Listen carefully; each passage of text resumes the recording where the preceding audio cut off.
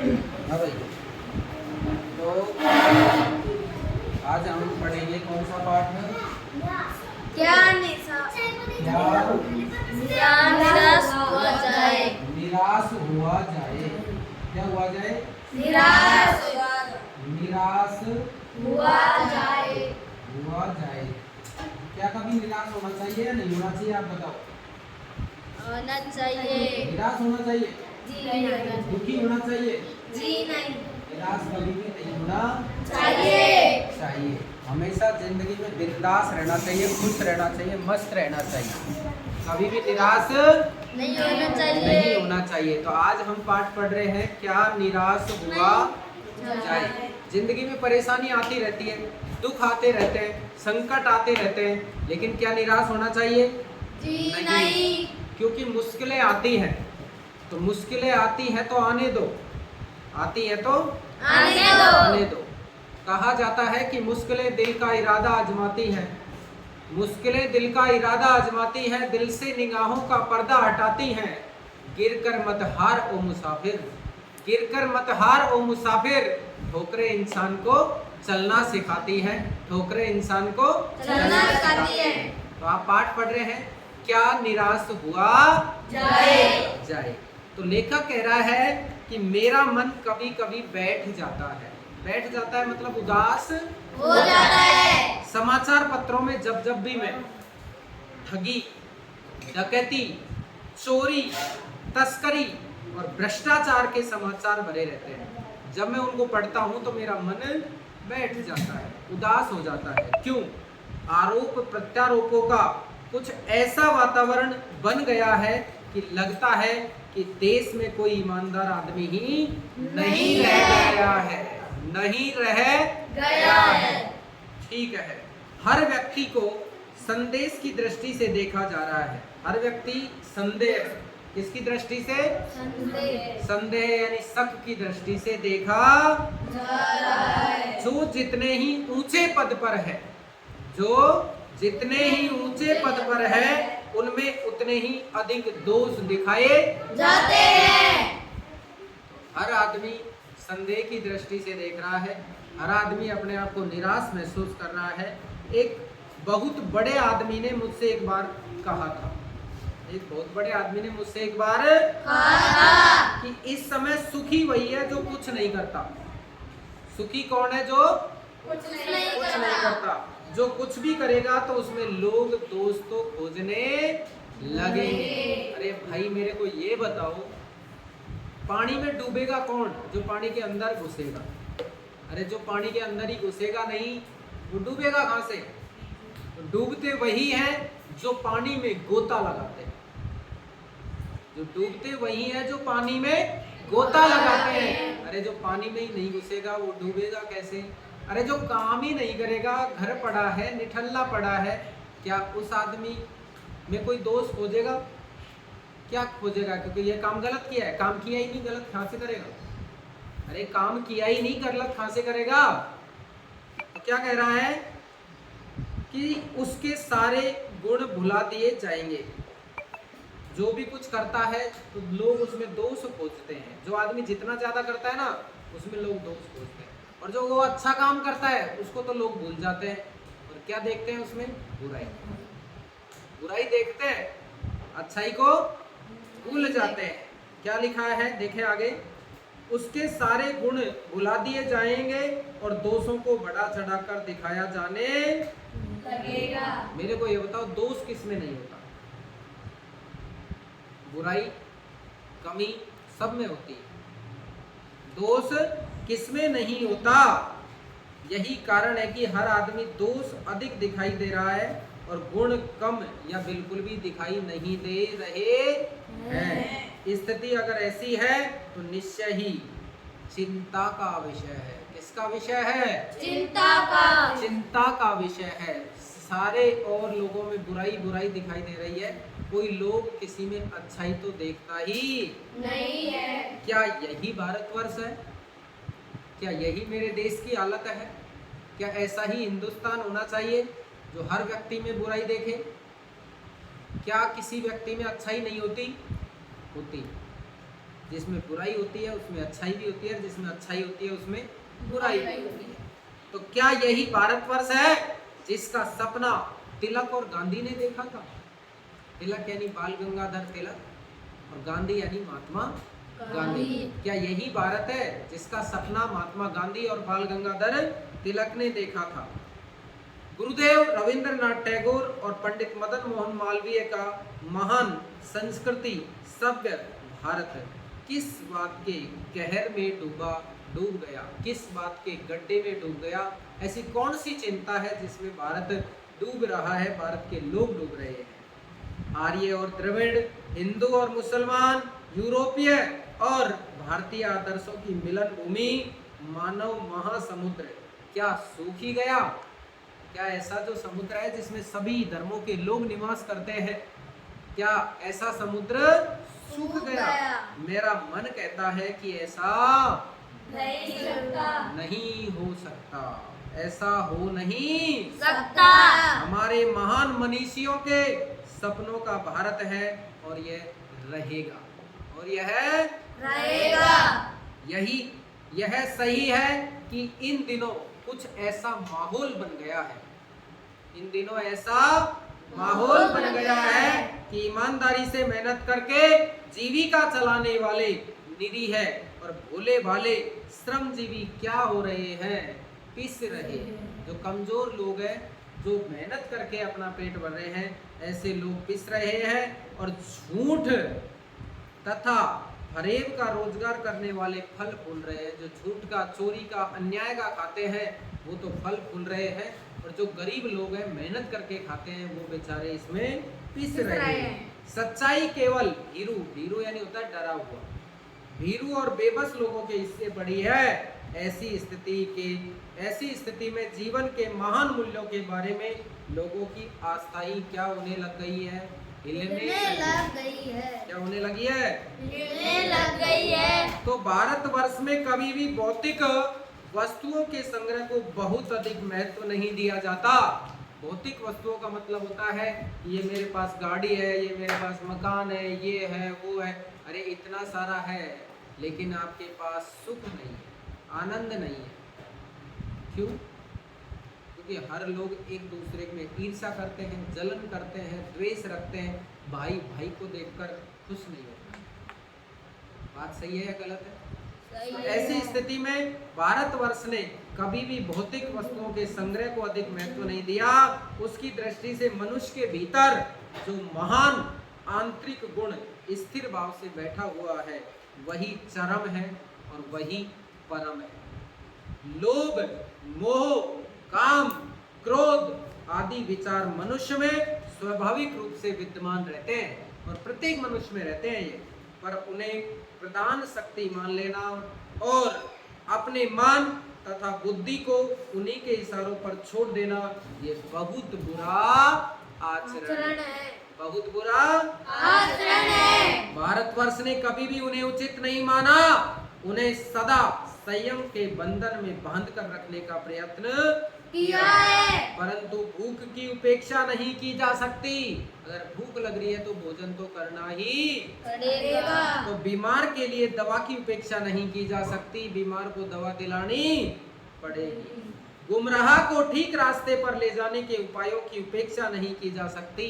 तो भारतवर्ष के जो लोग हैं वो गुमराह हो गए हैं, भटक गए हैं, तो उनको वापस किस पर लाने की जरूरत है?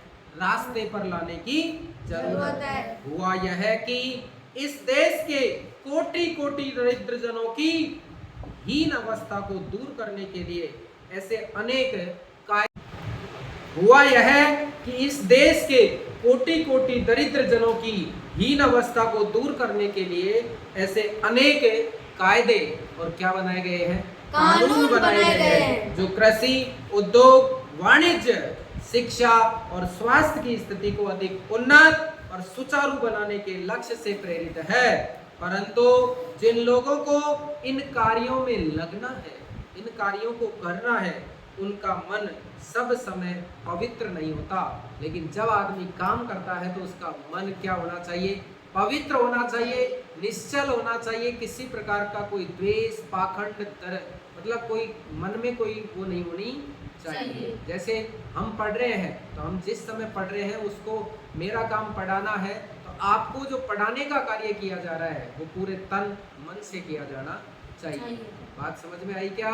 जी हाँ। तो सुचारू बनाने के लक्ष्य से प्रेरित है, परंतु जिन लोगों को इन कार्यों में लगना है उनका मन सब समय पवित्र नहीं होता और प्राय वे अपने लक्ष्य को क्या हो जाते हैं, भूल जाते हैं और अपने ही सुख सुविधाओं की ओर ज्यादा ध्यान देने लगते हैं। भारतवर्ष सदा कानून को धर्म के रूप में देखता आ रहा है। जैसे प्रकृति है, प्रकृति में पेड़ पौधे हैं, तो पेड़ पौधों को हमको रक्षा करनी है।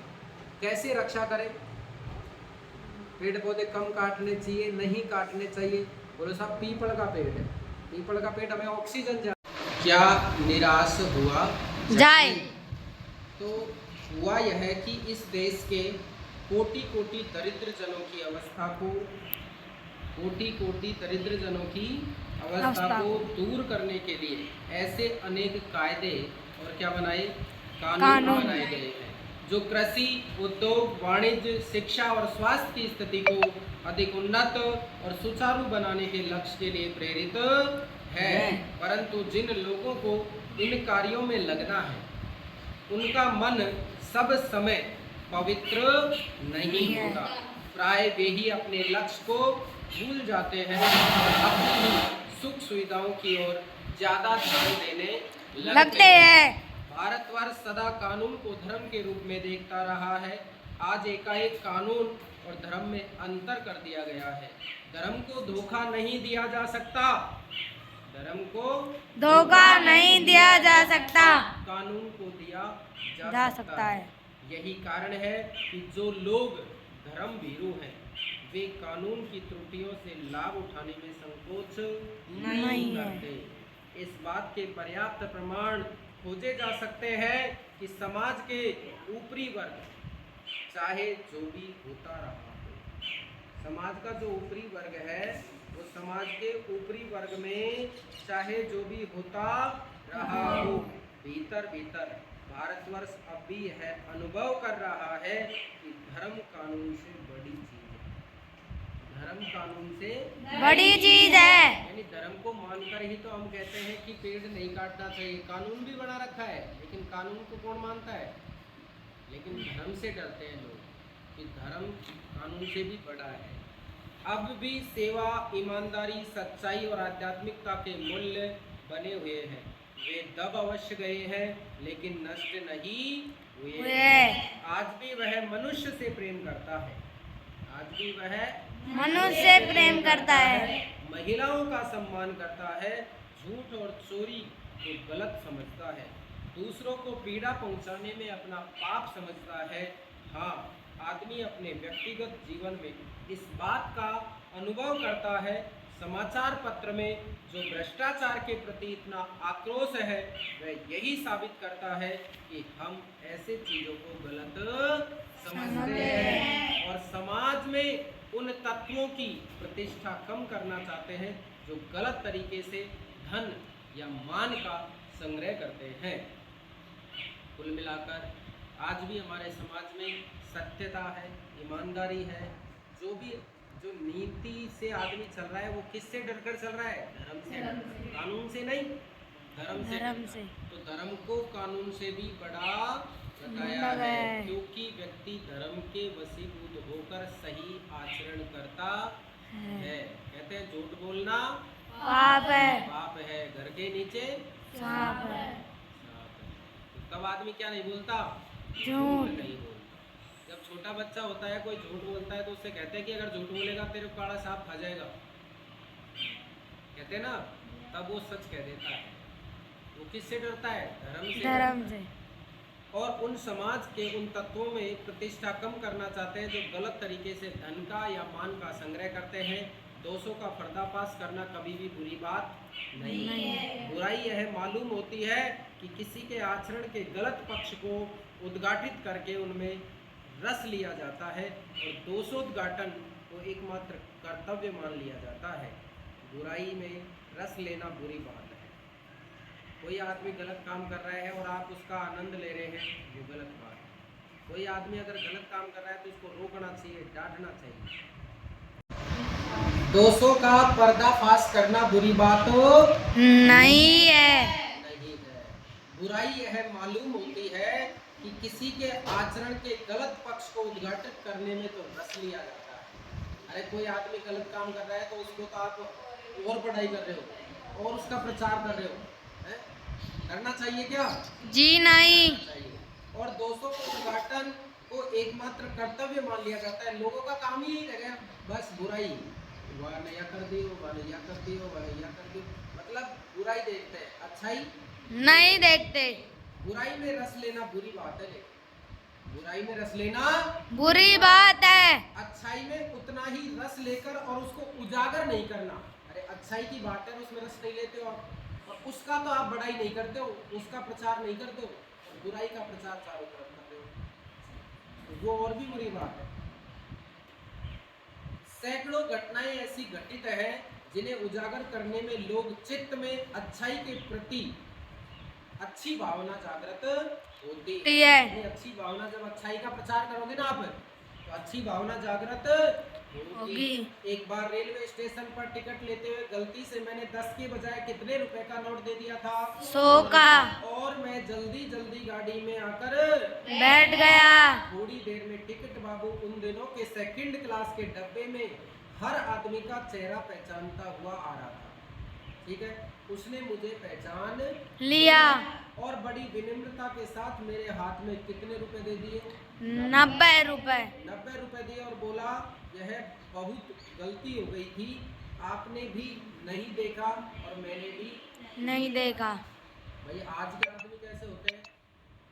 भाई 10 रुपया को सामान लियो, 100 रुपये वाले दे दिया, 100 रुपया को लेट कर लिया, आजकल तो वापस बंदे यार भूल गए। अब सही है, ये बात गलत है कि नहीं है? जी ना। ऐसे ही कई बार अपन करते हैं, दुकान वाले को अपन ने पैसे दिए, उसने अपन को पैसे काट कर और ज्यादा दे दिए, ज्यादा और दे दिए, और अपन ले चीज भी लिया और पैसा भी लिया और राजी होता है। लेकिन ये अच्छी बात नहीं है। उससे पेट भरता है क्या कोई? जी नहीं। तो उसके चेहरे पर विचित्र संतोष की गरिमा थी, मैं चकित रह गया मतलब, और फिर उसको वापस लौटा दिया तो बड़ा आनंद आया उसको। कैसे कहूँ कि दुनिया से सच्चाई और ईमानदारी लुप्त हो गई है। वैसे अनेक अवांछित घटनाएं भी हुई है, परंतु यह एक घटना है ठगी और वंचना की अनेक घटनाओं से अधिक शक्तिशाली है। एक बार आगे सुनना, एक बार मैं बस में यात्रा कर रहा था। एक बार मैं बस में यात्रा कर रहा था। मेरे साथ मेरी पत्नी और 3 बच्चे भी थे। ठीक है, बस में कुछ खराबी थी। बस में क्या थी? कुछ खराबी थी तो बस रुक रुक कर चल रही थी। कैसे? रुक रुक कर चल रही थी। गंतव्य से कोई 8 किलोमीटर पहले ही एक निर्जन और सुनसान स्थान पर बस ने जवाब दे दिया। मतलब वो बंद हो गई। रात के कोई 10 बजे होंगे। रात को कितने बज गया? 10।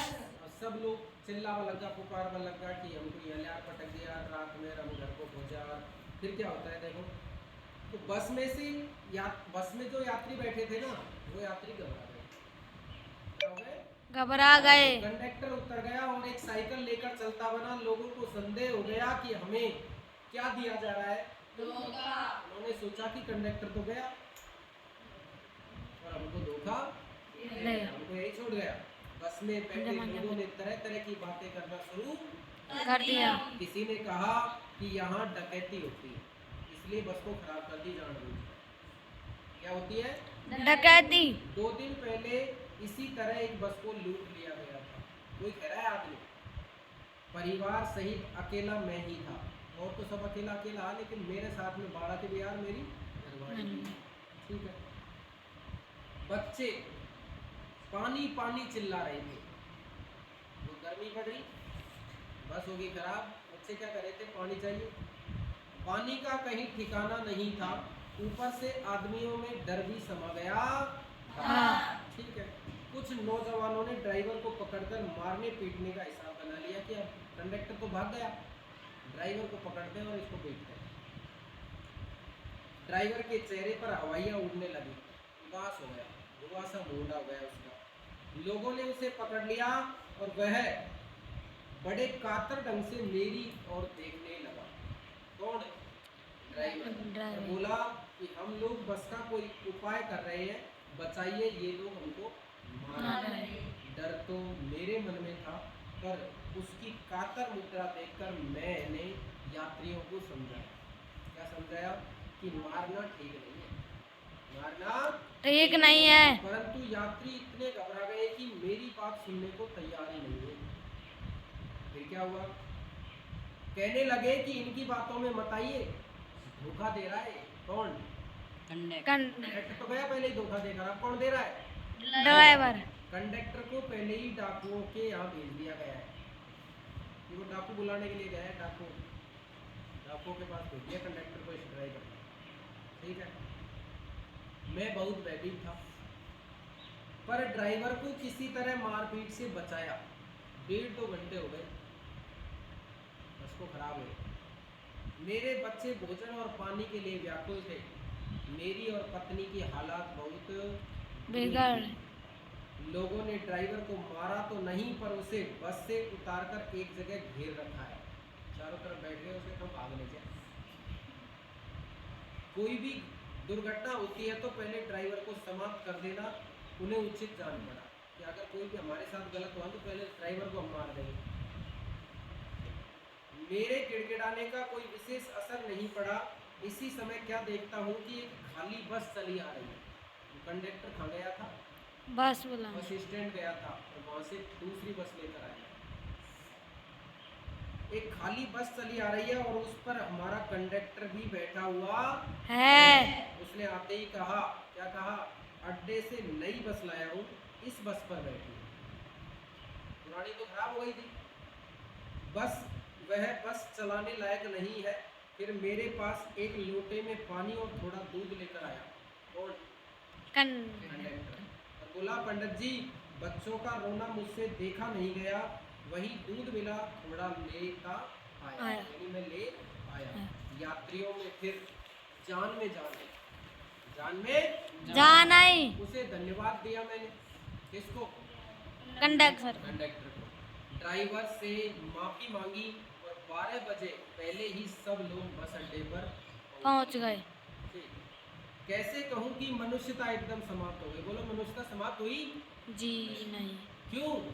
क्योंकि अपन क्या सोच रहे थे कि ये कंडक्टर धोखा देकर भाग गया, ये ड्राइवर भी धोखा देगा, और एक हाथ में यहाँ डकैती होगी और हम तो यहाँ पर डकैत हमको ले जाएंगे। उन्होंने ड्राइवर को घेर कर बिठा लिया।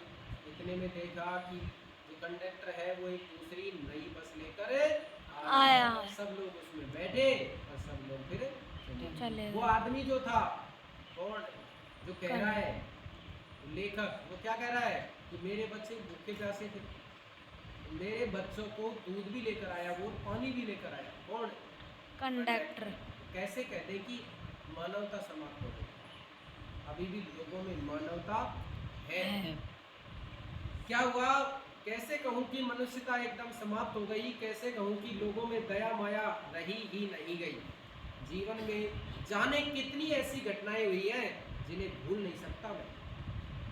बहुत सारे लोगों ने साथ दिया, ठगा भी गया हूँ। यानी मेरे को बहुत सारे लोगों ने साथ भी दिया है और मेरे को बहुत सारे लोगों ने ठगा भी है। मेरे को भी धोखा दिया है, धोखा भी खाया है। परंतु बहुत कम स्थलों पर विश्वासघात नाम की चीज मिलती है। इक्के दुक्के लोग होते हैं जो विश्वासघात करते हैं। केवल उन्हीं बातों का हिसाब रखो जिनमें धोखा खाया है, तो जीवन कष्टकर हो जाएगा। अगर उन बातों को अपन याद रखेंगे ना कि उसने ऐसे कर दिया मेरे साथ, उसने ऐसे कर दिया, उसने ऐसे कर दिया, तो आदमी दुखी हो जाएगा। क्या हो जाएगा? दुखी हो जाएगा। परंतु ऐसी घटनाएं भी बहुत कम नहीं है जब लोगों ने अकारण मेरी सहायता की, बिना किसी कारण के। जब मैं कहीं अकेला रह गया, अकेला पड़ गया, तो लोगों ने मेरी क्या भी की? सहायता भी की। निराश मन को ढांढस भी बंधाया बहुत सारे लोग, और हिम्मत बंधाई।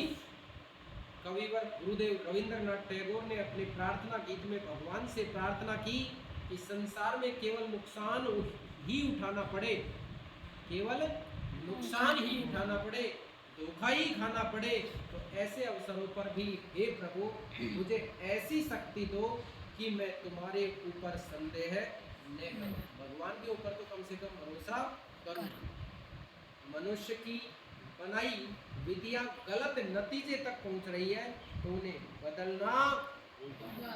मनुष्य ने जो नियम बनाए हैं, जो नीति बनाई है, जो कानून बनाए हैं, अगर उनकी विधियां गलत तरीके पर पहुंच रही है, तो उन नीतियों को, नियमों को हमको बदलना पड़ेगा। वस्तुतः आए दिन इन्हें बदला जा रहा है।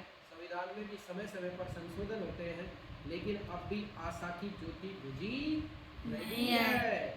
महान भारतवर्ष को पाने की संभावना बनी हुई है और बनी रहेगी। मेरे मन, निराश होने की जरूरत नहीं है। अरे मुश्किलें आती हैं, आने दो। मुश्किलें आती है, आने दो। परेशानियां आती हैं। जो आदमी सच्चाई के मार्ग पर चलता है, जो आदमी अपने कर्तव्य निष्ठा से काम करता है, उसको परेशानियां जरूर आती हैं। लेकिन कहा जाता है कि मुश्किलें दिल का इरादा आजमाती है, दिल से निगाहों का पर्दा हटाती हैं। अरे गिरकर मत हार ओ मुसाफिर, गिरकर मत हार ओ मुसाफिर, ठोकरें इंसान को चलना सिखाती है। तो बताओ, क्या इस दुनिया में कुछ चंद भरे लोग जिन्होंने हमारे साथ विश्वासघात किया है, धोखा दिया है, ऐसे लोगों से निराश होकर क्या हमें जीवन को, अपने जीवन को निराश कर लेना चाहिए? नहीं करना चाहिए। हमें एक आशा के साथ जीना चाहिए, क्योंकि बहुत सारे लोग ऐसे भी हुए हैं जिन्होंने हमारी अकारण ही क्या की है? सहायता की। उन्होंने भी तो हमारी किसी विश्वास के साथ सहायता की होगी। उनके विश्वास को आगे लेकर और लगातार अपने कर्तव्य पथ पर कार्य करते हुए लगातार जीवन में उन्नति के मार्ग पर बढ़ते रहें। इसी की आशा के साथ ये पाठ अपना समाप्त होता है। धन्यवाद।